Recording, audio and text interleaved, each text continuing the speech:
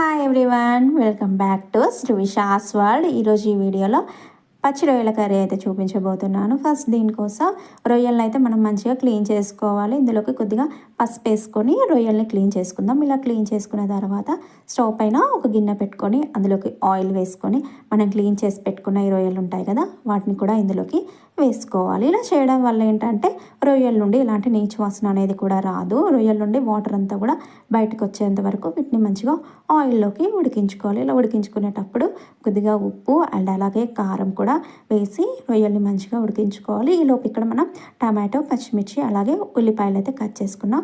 ఇందులోకి కొద్దిగా ధనియా పౌడర్ కూడా వేసుకొని వాటర్ అంతా కూడా బయటకు వచ్చేదాకా మంచిగా మగ్గించుకోండి. ఇలాగ మగ్గించుకున్న తర్వాత ఇక్కడ మనం కట్ చేసి పెట్టుకున్న టమాటో, పచ్చిమిర్చి, ఉల్లిపాయ ముక్కలు ఉన్నాయి కదా, వాటిని కూడా మిక్సీలోకి వేసుకొని రుచికి సరిపడా ఉప్పు కూడా వేసుకొని మిక్సీలోకి మంచిగా ఫైన్ పేస్ట్ లాగా దీని అన్నింటిని కూడా పట్టుకోవాలి. ఇదంతా మిక్స్ పట్టేసుకున్న తర్వాత ఇందాక అదే గిన్నెలోకి మళ్ళీ ఒక 2 స్పూన్ల ఆయిల్ వేసుకొని జీలకర్ర, ఇంకా అలాగే ఆవాలు, కొద్దిగా మిరియాలు, అలాగే లవంగాలు, ఇంకా చెక్క, ఇంకా అలాగే బిర్యానీ ఆకు వేసుకొని వీటిని అన్నింటినీ మధ్యలో మంచిగా వేయించుకోవాలి. ఇందులోకి అలాగే ఒక స్పూను అల్లం వెల్లుల్లి పేస్ట్ కూడా వేసి వేయించుకోండి.